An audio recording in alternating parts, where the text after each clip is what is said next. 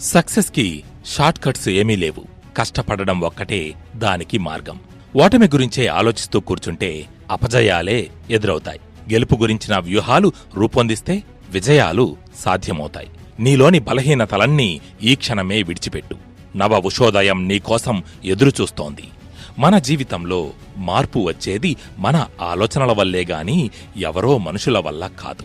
పోరాటం చెయ్యాలి. మనల్ని బాధపెట్టే సమస్యలపైన, మన జీవితంలోని కష్టాలపైన. ఒక మనిషి యొక్క నిజమైన సంపద ఆస్తి ఐశ్వర్యాలు కాదు, ఆరోగ్యం. దాన్ని ఒక్కటి కాపాడుకుంటే చాలు, మన దగ్గర అన్నీ ఉన్నట్టే.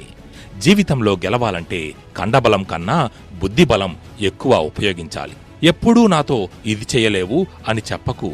నువ్వు తప్పు అని ప్రూవ్ చెయ్యడానికైనా నేను సాధించి తీరుతాను. ఒక మనిషి యొక్క మంచితనాన్ని నిర్ణయించేవి అతడి ప్రవర్తన, మాటలు, ఇంకా వ్యక్తి